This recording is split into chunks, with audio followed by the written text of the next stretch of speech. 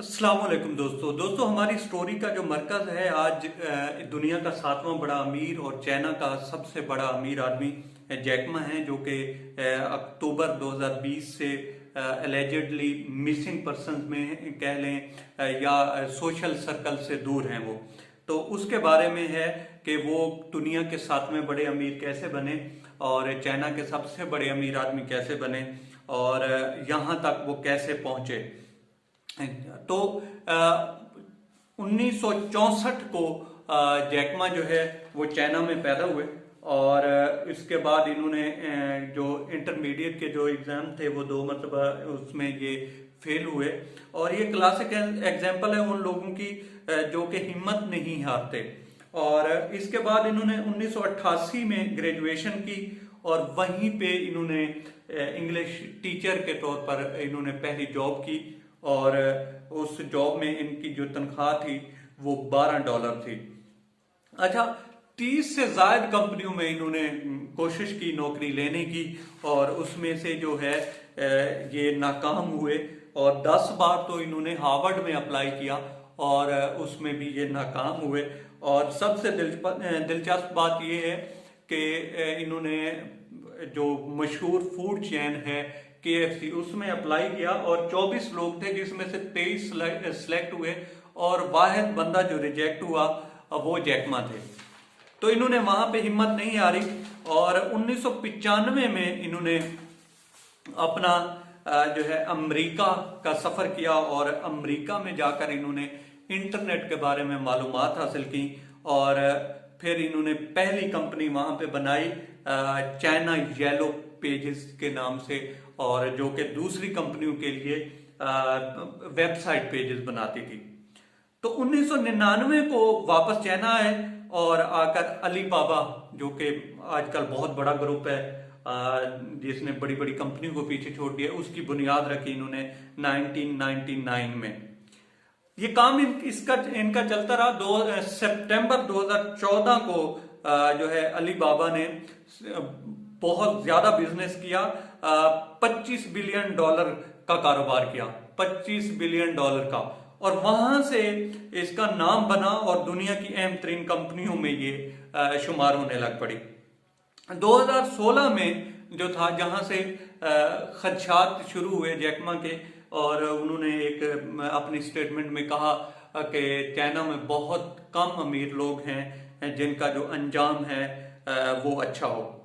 तो फिर इन्होंने इसी तरह चलते रहे। 2017 में जैकमा चाइना के अंकल हॉर्स के नाम से पुकारे जाने वाले, क्योंकि माँ का मतलब होता है हॉर्स और इनका जो निक नेम था अंकल हॉर्स भी कहते थे। तो जैकमा 2017 में चाइना के पहले और दुनिया के 7वें अमीर आदमी बन गए और जो इसकी दौलत बताई गई वो $37.4 अरब बताई गई, $37.4 अरब। अच्छा, इन्होंने इसी तरह फिर चलते चलते 2014 में इन्होंने एक अलीपे के नाम से एक कंपनी बनाई और उसने इतनी ग्रोथ की कि उसने अमेज़न और फेसबुक वगैरह को पीछे छोड़ दिया। यहां से जो है इनसे फिर इन्होंने एक फिर नई कंपनी खोलनी चाहिए और वहां पे इनसे एक गलती हुई कि इन्होंने गवर्नमेंट को जो है वो क्रिटिसाइज किया। गवर्नमेंट को कंप्लीट क्रिटिसाइज गवर्नमेंट पूरी को नहीं किया, बल्कि एक हिस्से को, बैंकिंग सेक्टर को इन्होंने क्रिटिसाइज किया। और वहां पे इन्होंने लिखा कि ये जो बैंक हैं चाइना के, तो ये जो इनका काम है कि जीरो रिस्क पॉलिसी पे ये जो काम कर रहे हैं या लोगों को कर्ज दे रहे हैं, ये अच्छा नहीं है, इससे कुछ ग्रोथ नहीं होती ना कर्ज लेने वाले की, और इससे खदशात बढ़ते हैं। तो वो कुछ अच्छी तरह से वो फिर जो लोग कर्ज लेते हैं वो इसको अच्छी तरह से यूज नहीं कर सकते, यूटिलाइज नहीं कर सकते।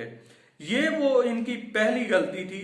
तो इसके बाद फिर चलते चलते ये हुआ कि इसके बाद जो अलीबाबा है इसके अगेंस्ट इन्वेस्टिगेशन शुरू हो गई और जिसका रिजल्ट ये निकला कि मार्केट में इसके 17% जो शेयर थे वो गिर गए अलीबाबा के।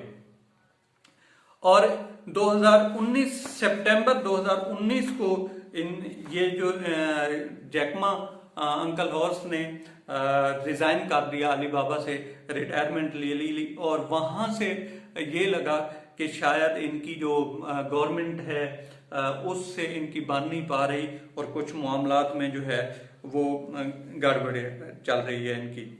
तो यहाँ से इन्होंने शुरू किया और यहाँ पे इनका जो डिक्लाइन शुरू होता है वो अली पे और इस स्टेटमेंट से शुरू होता है, क्योंकि जो जिस तरह से पैसा था वो लोग बाकी बैंकों की बजाय ज्यादा जो था वो अली पे में इन्वेस्ट कर रहे थे।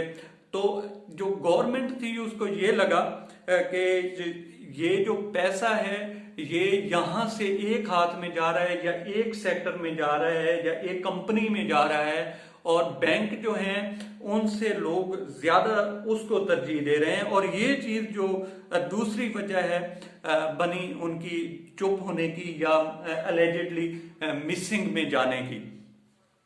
दो चीजें बताई जाती हैं अहम है। एक तो उन्होंने जो एक क्रिटिसाइज किया, क्योंकि दुनिया में देखा यह जाता है कि बड़े बड़े जो बिलीनियर होते हैं वो गवर्नमेंटों को चलाते हैं, गवर्नमेंट्स को चलाते हैं, उनके जो तरीकेकार होता है उसको चलाते हैं। लेकिन चाइना में थोड़ा डिफरेंट है। अगर आप गवर्नमेंट या वहां के इदारों को सपोर्ट नहीं करते, उसको क्रिटिसाइज करते हैं, तो आपके लिए स्पेस जो है वो बहुत कम बचती है।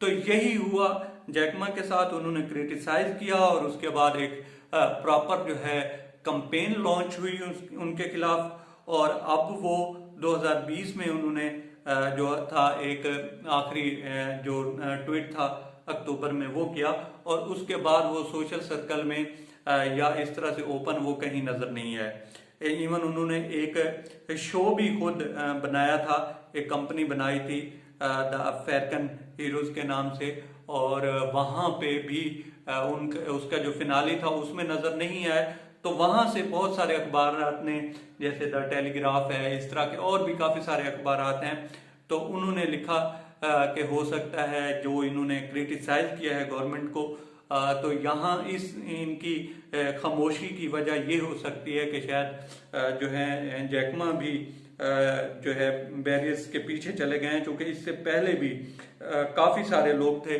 जो कि इसी तरह बातचीत करते हुए, गवर्नमेंट के खिलाफ बोलते हुए, गवर्नमेंट की पॉलिसियों के खिलाफ बोलते हुए बैरियर्स के पीछे चले गए और किसी के ऊपर करप्शन का इल्जाम लगा या किसी के ऊपर इदारों से सपोर्ट ना करने का या इदारों को मिस यूज करने का या दौलत को मिस यूज करने का इल्जाम लगा और वो लोग मिसिंग में चले गए। तो ये दो अहम वजूहात थी अली बाबा की के बानी की, कि जो इन दिनों सोशल सर्कल से गायब हैं।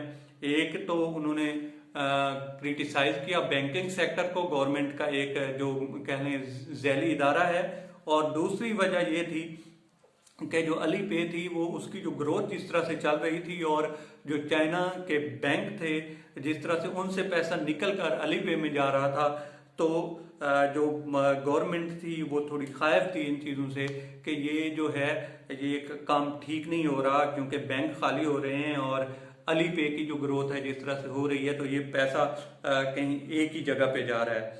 तो इन दो वजूहात की बिना पर आजकल जो कहा जा रहा है कि जैकमा जो है वो पर्दा स्क्रीन से गायब है। तो ये एक स्टोरी थी जो अच्छी लगी, जिस बंदे ने इतनी तरक्की की, जिस तरह से उन्होंने शुरू किया और नाकामियां दर नाकामियां देखी, ये एक इंस्पायरेशन है यंगर जनरेशन के लिए। तो ये हमने सोचा कि शेयर की जाए जो आज की जवान नस्ल है उसके सामने। और अगर आपको हमारे चैनल की ये एफर्ट पसंद आई हो तो हमें जो है हमारे चैनल को सब्सक्राइब